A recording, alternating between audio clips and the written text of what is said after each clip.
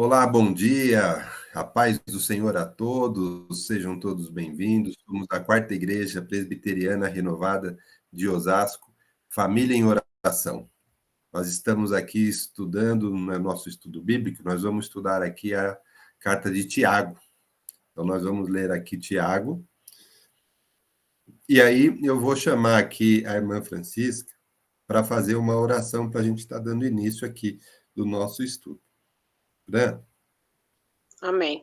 Amém. Amado Deus e meu Pai, em nome de Jesus, nos colocamos aqui nesse domingo, ó Deus, às 10h09, ó Pai, na tua presença, para te adorar, te exaltar, glorificar o teu nome, para ouvir os teus ensinamentos na tua palavra. A tua palavra que vai nos falar agora no livro de Tiago, ó Deus, e que os nossos ouvidos estejam abertos para ouvir a tua voz, ó Pai, para ouvir nesta manhã, nesse dia de hoje, tudo que o Senhor já preparou, o que nós precisamos ouvir, ó Pai. Não o que queremos, mas o que precisamos, Pai, para que cada dia mais a gente esteja fazendo a tua vontade, Senhor.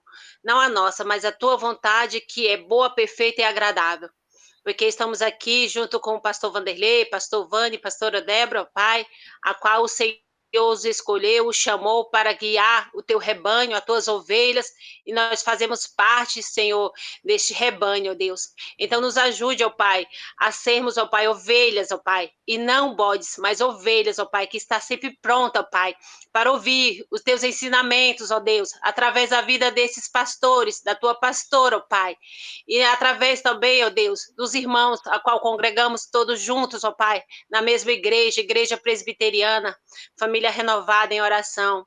Ó Deus, em nome de Jesus, nós fazemos parte do teu corpo, ó Deus, e queremos, Pai, ajudar, edificar, ó Pai, e não, ó Deus, sermos perda de tropeço na vida do irmão, na vida do próximo, mas sermos, ó Pai, aqueles que estende a mão, que levanta, que ajuda, seu Pai, a se posicionar, ó Deus, porque a tua palavra, ó Deus, ela é viva, a tua palavra, ela liberta, a tua palavra é luz, a tua palavra é ânimo, ó Deus, e nós temos que viver a tua palavra.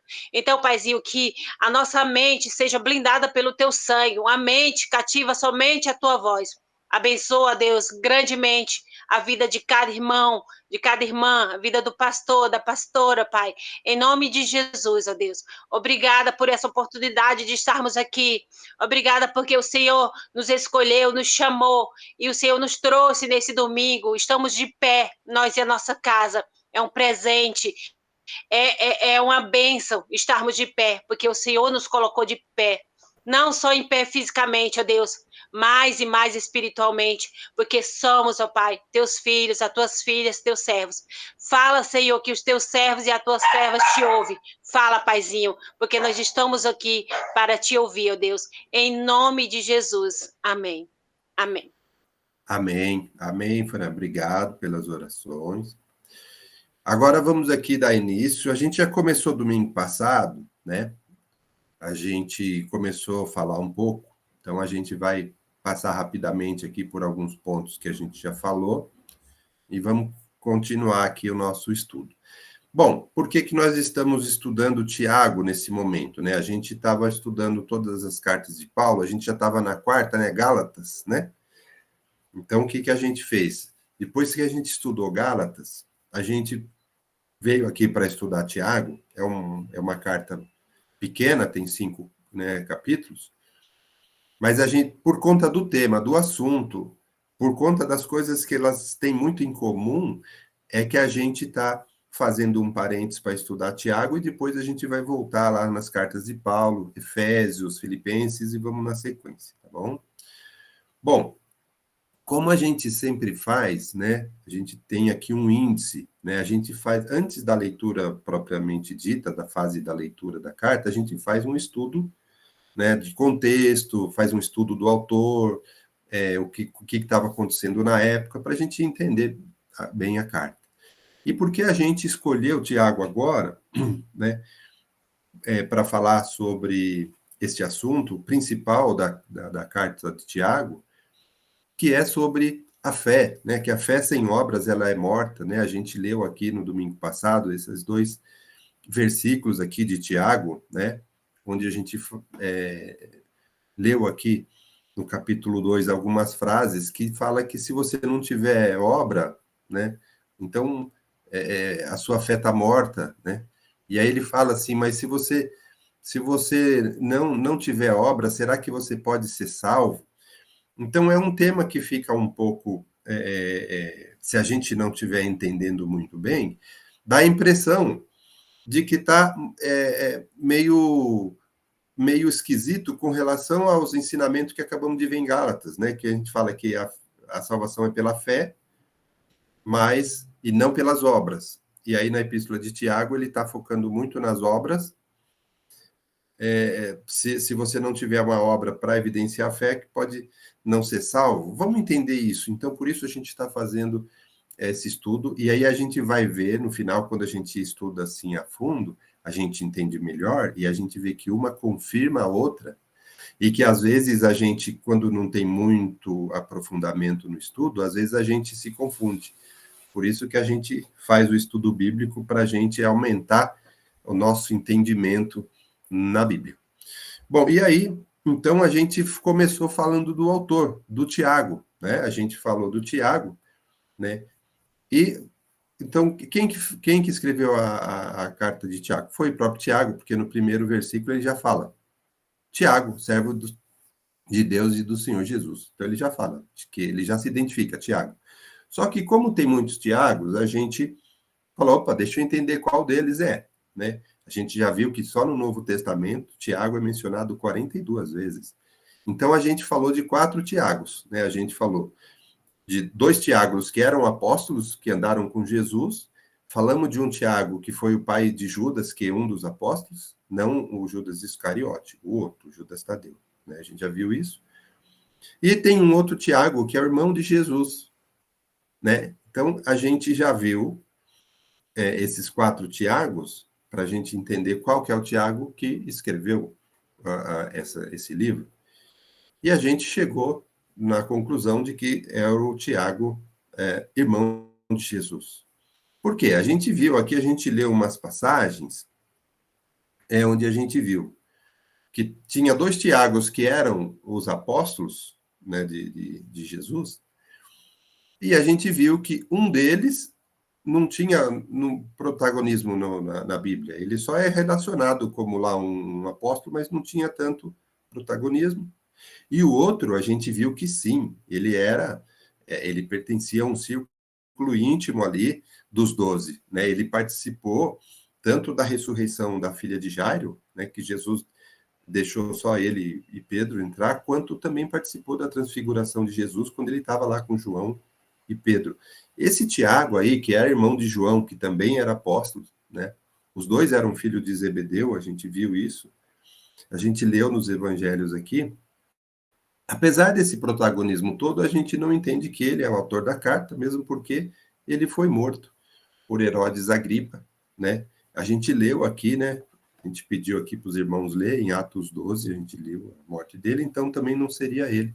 E aí a gente entrou aqui no Tiago, irmão do Jesus, que foi quando a gente começou a falar um pouco do Tiago, né? A gente mencionou que ele foi o autor da carta, e aí a gente também falou que esse Tiago, né, o irmão de Jesus, ele só foi mesmo seguir Jesus depois da ressurreição de Jesus. E a gente viu que Jesus apareceu para ele até um pouco antes de aparecer para os demais, os outros 12. A gente leu aqui, né, que isso aconteceu. Então, por isso que a gente recorre aos livros aqui, principalmente Atos, que é um livro de história, né? A gente recorre ali para ver o que aconteceu.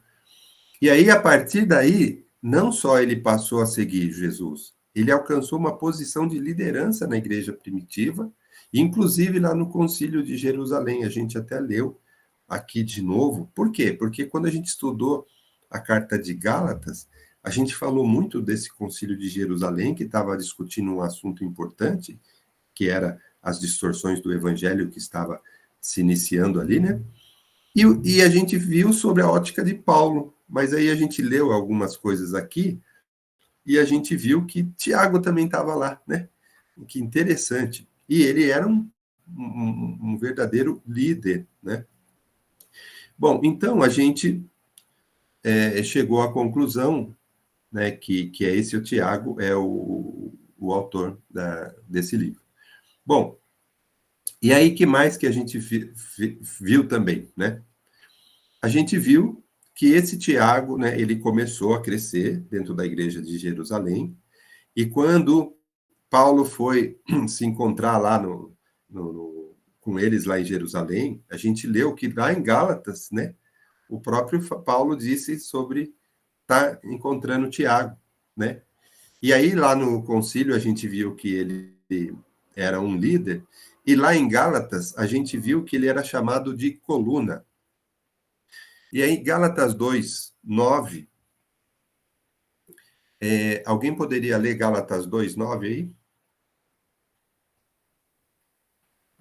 Gálatas 2:9, quem se habilita?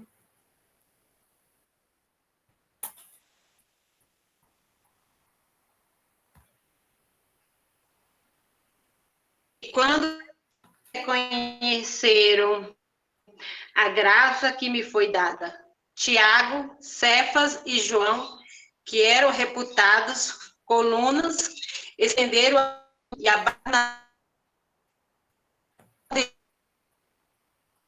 que nós fôssemos para os gentios e eles fossem para a circuncisão. Sim, só até aí. Tá bom. Então, o que ele diz aqui, né? A gente já leu isso em Gálatas. Quando Paulo estava fazendo a defesa dele, né? Que ele estava sendo questionado, né? Voltando um pouquinho ao nosso ensinamento de Gálatas, porque ele não era um dos 12, ele estava falando aqui que ele estava, né? Que esses 3, que eram colunas, eles já aceitaram Paulo, né?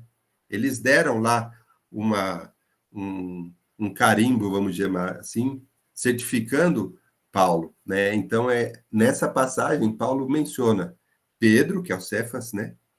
João e Tiago, que são os 2 irmãos, né? Então, eles eram coluna. Então, realmente, é esse Tiago, irmão de Jesus, que virou esse líder na igreja primitiva. Então, inclusive, ele chegou até a presidir reunião de novo lá em Jerusalém, depois da 3ª viagem missionária de Paulo.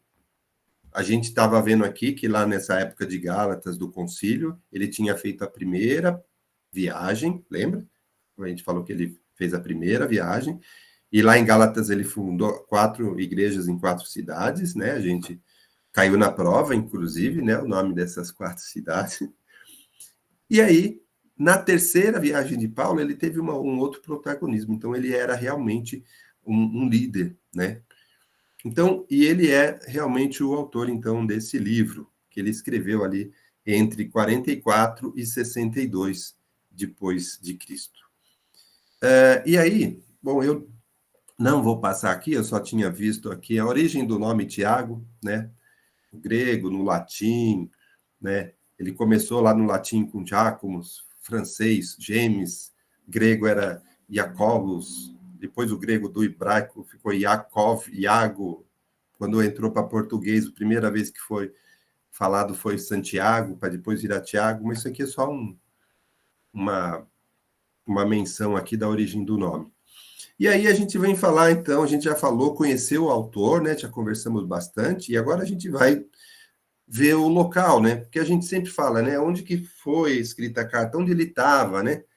Que nem as cartas de Paulo a gente fala, ele escreveu para os Coríntios, mas ele estava em Éfeso, naquela época estava em Roma, estava preso, estava não, né? E Tiago, estava onde, né? Aqui falando do local, na verdade, o que acontece? Tiago, ele viveu a vida dele, o ministério dele em Jerusalém mesmo. Então ele ficou ali, né? Só em Jerusalém. Então ela foi escrita pelo Tiago, né? A gente já viu isso aqui, só reforçando. E a composição dessa carta está estimada aí em 44 depois de Cristo, né? Então ela estava aquela estimativa entre 44 e 62, que foi quando ele morreu, era nesse período. Aí após estudos chegaram à conclusão aí por volta de 44 depois de Cristo, que era essa época aí que a gente estava falando sobre o protagonismo de Tiago, lá em Jerusalém, ali na formação das igrejas, né, no concílio de Jerusalém, onde eles estavam fazendo aquele ajuste para que o evangelho não fosse distorcido naquela época, conforme a gente estudou em Gálatas, né? Bom, agora eu queria falar um pouco com vocês sobre a questão da autenticidade da carta, da aceitação, mais propriamente dita. Autenticidade, nem tanto, porque a gente sabe, tem muitas evidências que foi Tiago que fez a carta, mas a aceitação mesmo dela. Por quê? Vamos ver. Porque essa carta aí de Tiago, ela era muito usada lá antes do século IV. Ela era muito conhecida, é uma carta de ensinamento, conforme a gente já falou, né? Então, era muito usada. Só que houve uma demora por parte da igreja primitiva de canonizar. Essa carta foi muito demorado para ela ser canonizada, para fazer parte da Bíblia. E aí, por que será que demoraram tanto para que essa carta fosse canonizada, né? Então, tem 3 coisas aqui que eu vou chamar a atenção, que são características da carta que podem ter contribuído com isso. Por quê? Primeiro, eles concediam, né, o pessoal, aos estudiosos, eles davam mais destaque ou mais ênfase para os livros que eram escritos por apóstolos. E a gente viu aqui que o Tiago ele não foi um dos apóstolos, né? Então, o foco todo era virado por apóstolo e o Tiago não era um dos apóstolos. Então, talvez isso também tenha gerado um pouco essa demora para que esse livro fosse canonizado. E outra coisa também é que essa carta, a gente vai ver com o conteúdo dela, ela tem muitos ensinamentos, muitas admoestações que são tradicionais e tem muita prática mesmo. E aí, não parecia que era um livro de debate teológico, né? Como os demais livros que na época estavam, né, sendo estudados. Porque era um ensinamento mais prático mesmo da nossa vida. Aliás, é por isso que ela é tão importante, porque são ensinamentos para o nosso dia a dia mesmo. E outra coisa também, um terceiro assunto que eu falei aqui, foi essa questão também, que alguns grupos judaico-cristãos lá primitivos, eles também deturparam alguns ensinamentos de Tiago para apoiar as agendas hereges. Então, e essa desconfiança ou essa distorção nos ensinamentos na época, que estava indo às vezes contra o que esses falsos, né, que Paulo chama de falsos apóstolos, queriam, essa carta aí não estava muito legal para eles na época. Mas, enfim, o importante é que a providência divina preservou essa carta, sim, ela foi canonizada, sim, e hoje a gente pode aproveitar os ensinamentos dela. Glória a Deus. Então, ela demorou um pouco, o pessoal ficou meio assim, mas estamos hoje aqui com essa carta, com esses ensinamentos importantíssimos. Apesar de ser uma carta pequena, a gente vai ver quanto de conteúdo prático temos nessa carta. Amém? Bom, e aí, para quem foi, né, escrita essa carta, né? Aqui também é um outro ponto que a gente fala. Para quem está sendo direcionado? O pastor Vanderlei também já falou um pouquinho, mas a gente já vai reforçar, né? Bom, logo no versículo 1, né, a gente já tem dito lá, né? Vamos lendo lá, Tiago 1, versículo 1. Então ele começa assim, Tiago, servo de Deus e do Senhor Jesus Cristo, as 12 tribos que se encontram na dispersão, saudações. Pessoal, às vezes eu não vejo quando alguém levanta a mão ou coisa assim, se eu não ver, vocês dão uma interrompida e falam, porque às vezes eu fico aqui vendo a apresentação e não vejo alguém levantando a mão, tá bom? Bom, vamos lá. Olhando aqui o versículo 1, né, ele está falando que ele foi dirigido para as tribos que se encontram na dispersão. Vamos falar sobre isso. O pastor Vanderlei até já falou um pouco. Essa carta aqui, para quem que ela é dirigida? Não é para uma igreja. Ela é geral. ela é geral, ela é dirigida para todo cristão que está ali fora de Jerusalém. Então, é uma carta de cunho geral que ela está sendo dirigida aos cristãos que estão ali fora, né?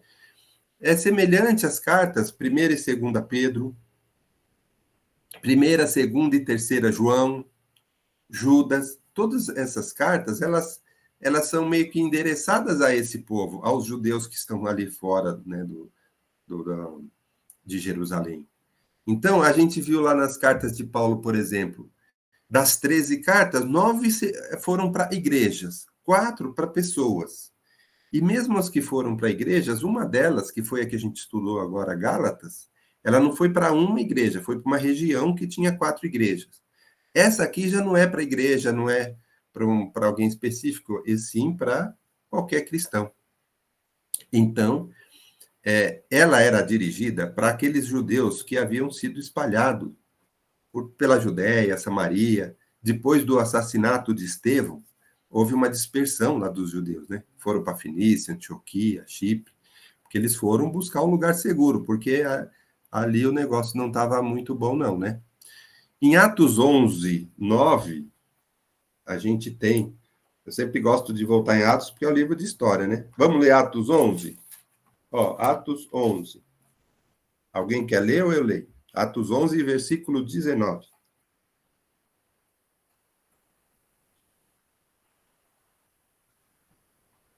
Então, vou ler. Atos 11, versículo 19. Então, os que foram dispersos por causa da tribulação que sobreveio a Estevão, se espalharam até a Fenícia, Chipre e Antioquia, não anunciando a ninguém a palavra, senão somente aos judeus. Bom, esse pedacinho aqui que eu estou lendo de Atos, só para a gente fazer essa ligação, né, com esse povo que estava disperso por conta dessa perseguição, né, que os cristãos estavam tendo nessa época, né?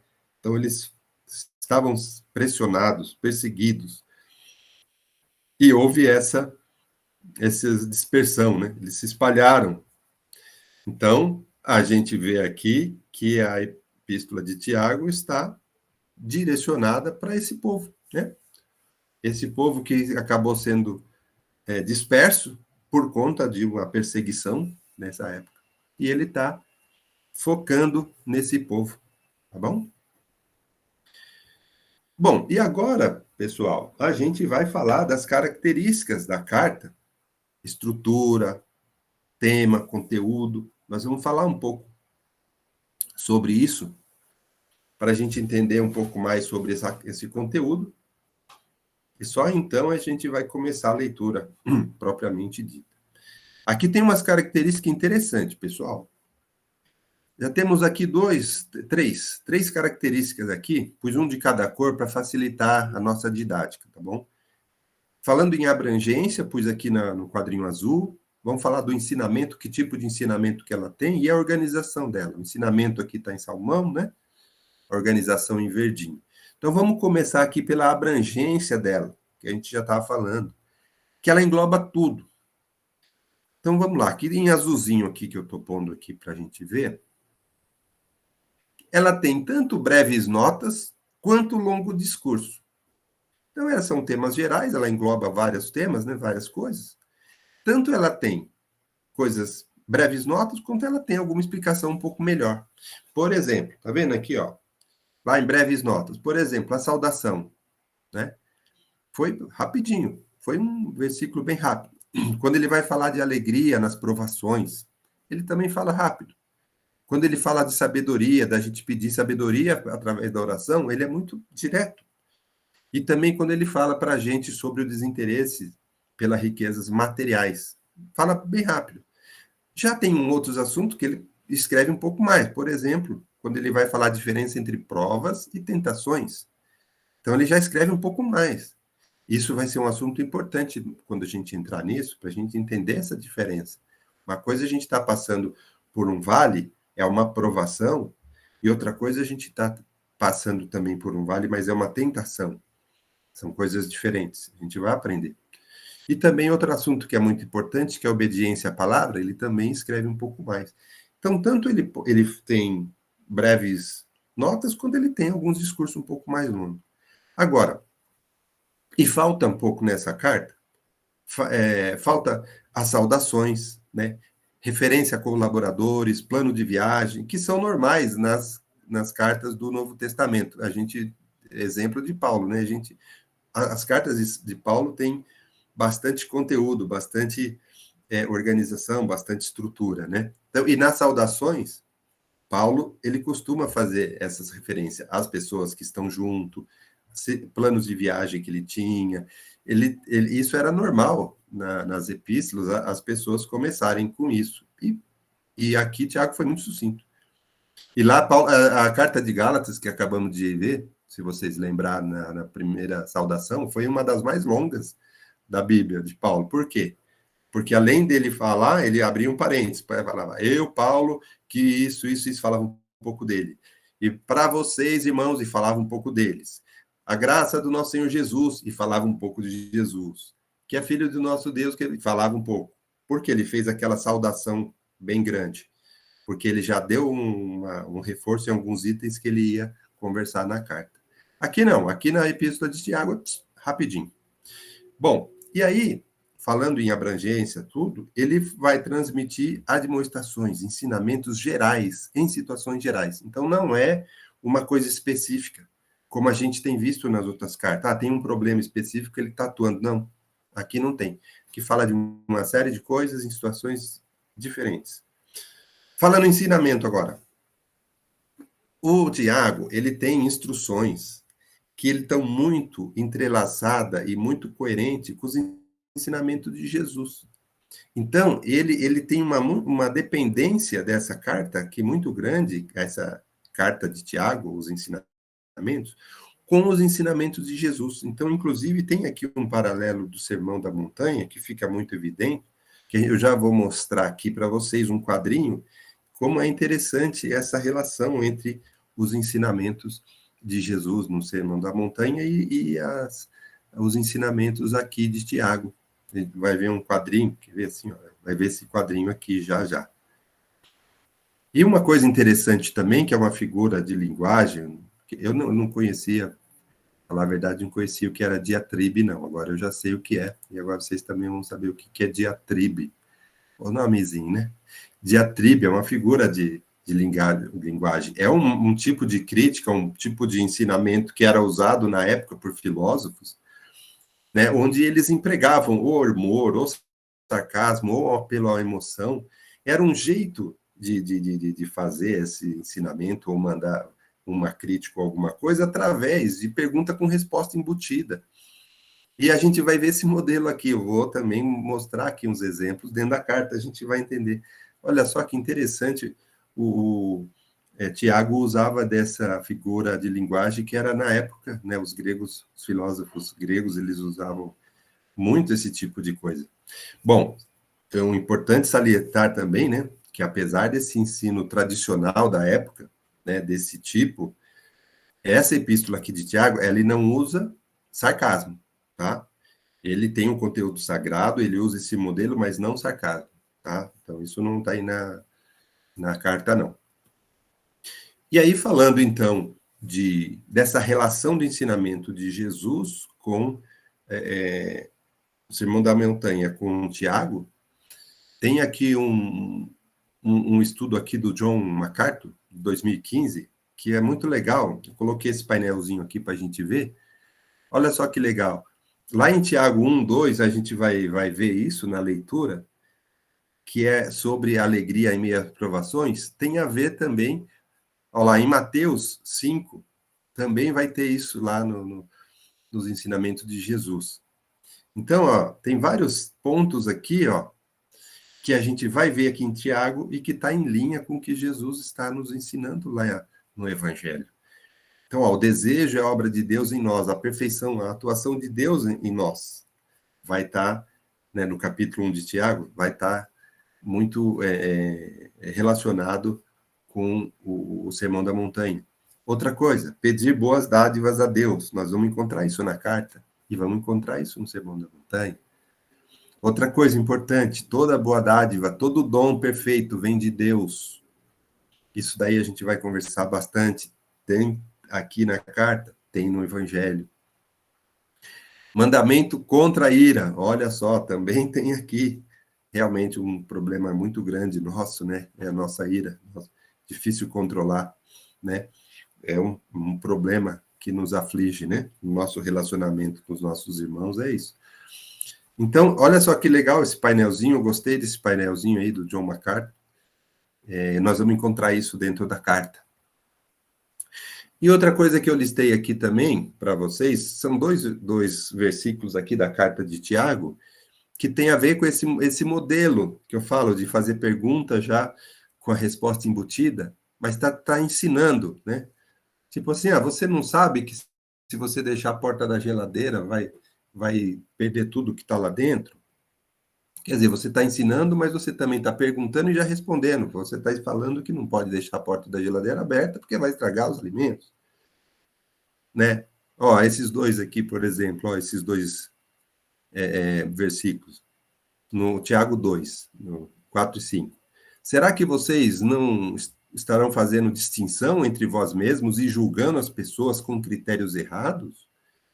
Escutem, meus amados irmãos, por acaso Deus não escolheu os que para o mundo são pobres e para serem ricos em fé e herdeiros do reino que ele prometeu aos que o amam?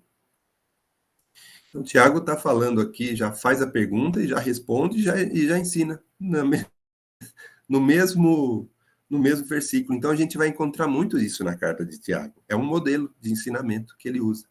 Olha só, por outro exemplo aqui no capítulo 4. Gente infiel, vocês não sabem que a amizade do mundo é inimizade contra Deus? Aquele, pois, que quiser ser amigo do mundo, se torna inimigo de Deus.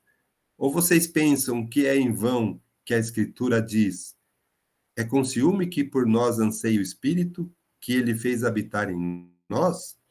Enfim, ele está fazendo as perguntas, mas já está dando as respostas e junto vai o ensinamento. Está falando, você não sabe, a amizade do mundo é inimizade contra Deus? Então ele já está pondo a resposta e já está falando, já está ensinando. Olha só que modelo que ele usa. E ele fala, quem quiser ser amigo do mundo, vai ser inimigo de Deus.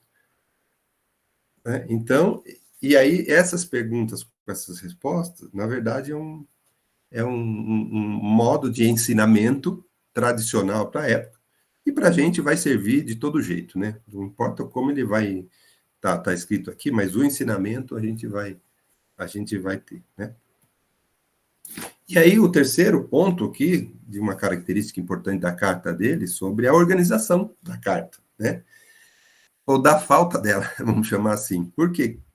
Ele não é uma carta bem estruturadinha, como a gente vê nas cartas de Paulo. Vocês vão perceber isso, né? Então, vocês vão perceber que, na abertura, por exemplo, né? Que tem todos aqueles destinatários, saudações, identificação, tal, não tem. Ele só fala que é Tiago, mas ele não diz qual, enfim. Né? Ele não teve essa preocupação. Também não tem um corpo, né? Assim, uma estrutura do tipo abertura, o corpo textual e depois a conclusão. A conclusão onde vai ter a despedida, vai ter a bênção, vai ter uma oração, vai ter... Não tem isso. Tanto é que eu listei aqui para a gente, vamos lá no finalzinho da carta de Tiago, no capítulo 5, vamos ler os últimos versículos, vocês vão ver aqui. Tem dois ensinamentos lá no final que são independentes de qualquer coisa e é a última coisa que ele escreve, né? Então não tem uma estrutura. Vamos lá. E são ensinamentos que a gente conhece. Lá no finalzinho, no capítulo 5, vou ler o 14 e 15, que é um ensinamento. Está alguém entre vós doente? Chame os presbíteros da igreja e estes façam orações sobre ele, ungindo-os com óleo em nome do Senhor. E a oração da fé salvará o enfermo. E o Senhor levantará, e se houver cometido pecados, ser-lhe-ão perdoados. Então ele falou aqui em 2 versículos, tem um ensinamento muito importante e conhecido por nós. A gente vai ver isso. E aí, depois ele já faz um outro, e aí nos últimos 2 versículos, tem lá, ó, 19 e 20. Meus irmãos, se alguém entre vós se desviar da verdade e alguém o converter, sabei que aquele que converte o pecador do seu caminho errado salvará da morte a alma dele e cobrirá a multidão de pecados. Olha só que interessante. Os últimos 2 versículos, ele dá um ensinamento que isso daqui poderia estar em qualquer lugar da carta, entende? Então é nesse aspecto, mas é o último. Então, nesse aspecto é que a carta de Tiago ela não tem esse tipo de organização, que também para a gente é irrelevante, né? Porque o importante é o ensinamento que ela contém, né? Então, é só uma característica para a gente ver o que é. Bom, então, sendo assim, né? A gente já tá no fim aqui do nosso do nosso resumão. Nós temos o gênero, né? Que gênero que é esse livro, né? Bom, com relação a essa classificação desse conteúdo, é comum dizer que esse livro de Tiago é um livro de provérbios do Novo Testamento. Como assim, né? Porque ele passa de um assunto para o outro, é um livro de ensinamento, de vários tipos de ensinamento, né? E muitas vezes sem uma relação entre eles, né? Então a gente pode entender que é um livro de ensinamento. E tem vários, né? Não tem um assunto só. Então, na estrutura dessa carta, são vários bloquinhos de ensino, tem muitas exortações, por isso que eu falo que é muito importante a gente aprender Tiago. Só que, assim, não tem muita relação entre elas, entre as exortações, entre os ensinamentos. Por quê? Porque é uma lista mesmo, tá? É uma coletânea de componentes. Então, a gente vai encontrar isso dentro de Tiago. Bom, e aí, sobre o conteúdo, né? Ele não tem muito foco em teologia. Por quê? Porque ele trata de problemas específicos, o foco dele é de ensinamento, é da nossa vida prática, é do nosso dia a dia. Então, ele não tem muitos tópicos teológicos onde tem foco. Tanto é que a gente viu isso lá atrás sobre a demora na canonização. Ele não dá muito foco nisso. Mas como assim, Marcelino? Mas tem alguns tópicos teológicos na carta, né? Ele fala de Deus, ele fala de escatologia, de lei, de sabedoria que vem do alto, ele fala de fé, ele fala de justificação, esses são tópicos teológicos. Sim, mas esse não é o foco do ensinamento dele. Ele menciona, mas ele não vai ensinar. Por exemplo, aqui em Tiago 2. Tiago 2, vamos ler lá, ó, Tiago 2, no versículo 19. Olha um ensinamento importante aqui, ó. Tiago 2, no versículo 19. Está dizendo assim, ó. Crês tu que Deus é um só? Fazes bem. Até os demônios creem e tremem. Então, o que ele está falando aqui? Ele está falando, o tópico teológico aqui, está falando que Deus é único, Deus é único. Então, assim, só que assim, ele não está descrevendo sobre a gente ter um Deus único. Ele está falando sobre essa nossa fé em Deus, que até os demônios creem. Ele está querendo ensinar a gente que só a fé, só crer em Deus não é suficiente. Porque o demônio também crê e também temem. Né? Então a gente vai ver isso. Então o foco dele não é a teologia sobre Deus é um só, mas fala. É nesse aspecto que a gente fala que a carta de Tiago ela é mais focada na prática do que em teologia. E aí eu tenho essa observação aqui que a gente já fez até lá atrás. Deixa eu só tirar esse.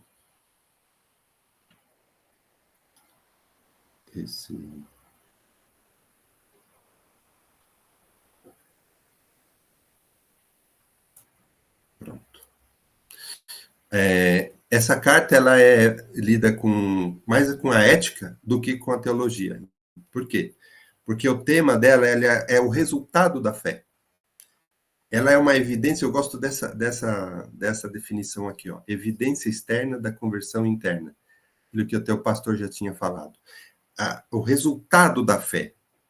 A fé, ela vai promover uma série de coisas na nossa vida. Então, e a nossa ação externa, a nossa atitude, a nossa vida, o nosso agir, é que vai evidenciar que fé que nós temos, que é o Deus que nós acreditamos.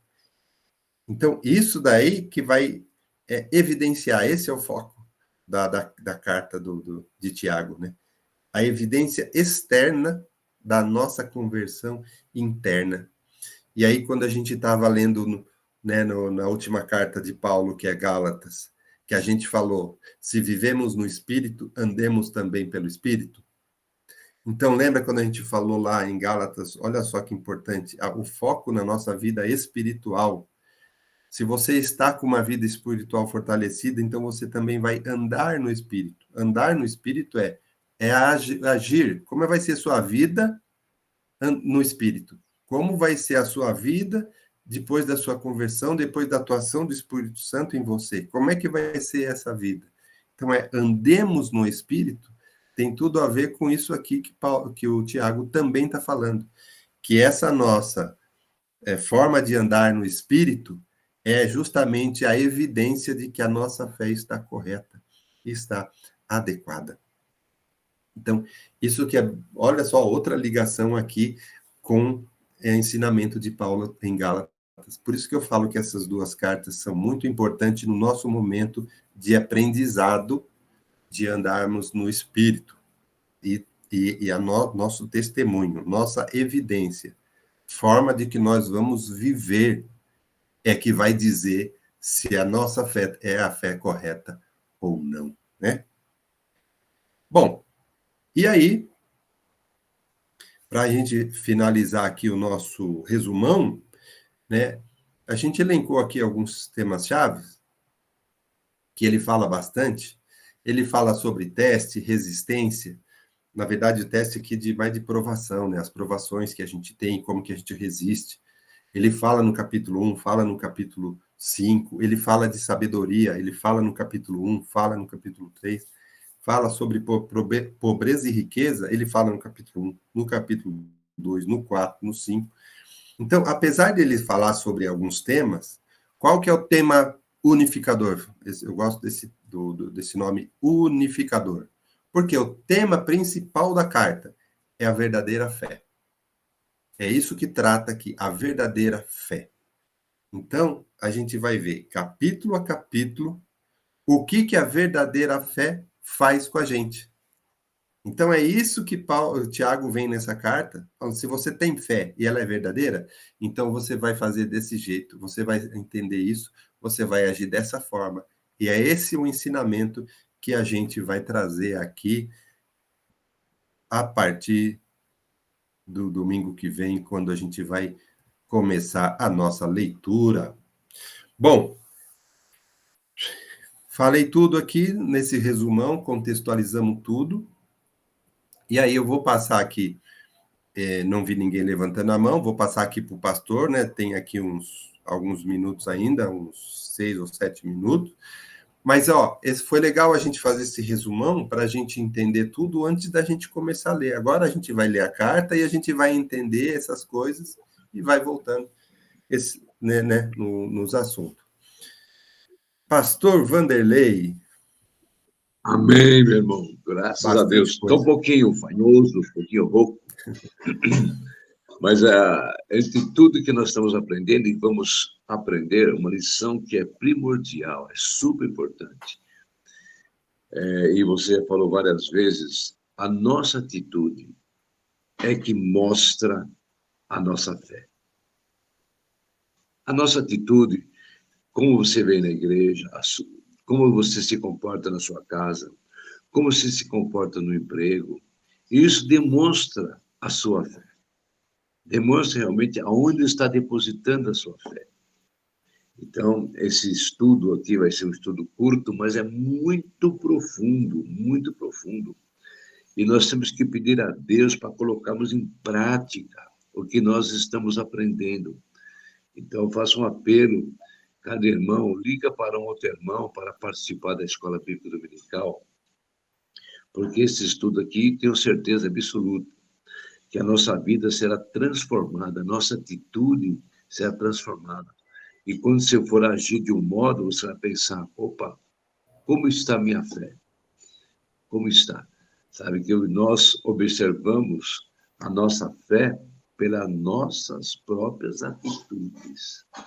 que você fala uma coisa e não faz. O que acontece muitas vezes com a gente. Então, eu peço a Deus que minha vida seja uma vida de testemunho, não só em casa, não só na igreja, mas em onde eu estiver, pela misericórdia do Senhor, alguém possa ver que eu sou uma pessoa diferenciada pela graça do Senhor. Amém? E hoje, não vamos esquecer que hoje é a ceia do Senhor. Hoje é a entrega dos dízimos e também, para quem não trouxe, a oferta especial, né? Então, hoje é mais uma grande bênção que o Senhor está reservando para a minha vida e para a sua vida, para a vida da igreja. Amém. Pai amado, muito obrigado, Amém. Deus. Muito obrigado, Pai amado, por esse estudo que nós estamos iniciando, nessa epístola tão importante que é de Tiago. Pai amado, eu peço uma coisa. Abra o nosso entendimento para entender assim como ela é. E também, Pai, colocarmos em prática aquilo que nós estamos aprendendo. Senão fica tudo em vão, Pai. Deus amado, muito obrigado, Senhor, por esse período que nós aprendemos a Tua palavra. Eu quero interceder, Pai amado, pela vida dos nossos professores, especialmente no Edgar, que Tu sabes a dificuldade que ele está tendo, mas eu tenho certeza, Pai amado, que o Senhor está presente na vida dele, na vida da Rosi, porque eles são pessoas abençoadas pelo Senhor, separadas para a Tua obra.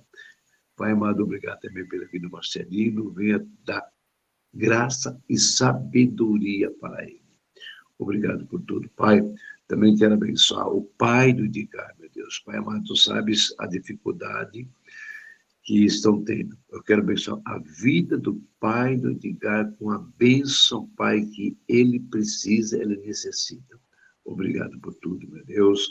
E que o dia de hoje, a ceia de hoje, haja um mover do Teu Espírito. Em nome de Jesus. Amém. Amém, amém. Shalom, Adonai, a paz do Senhor. Até a noite. Deus abençoe a todos e até a noite. Amém. Deus abençoe. Amém.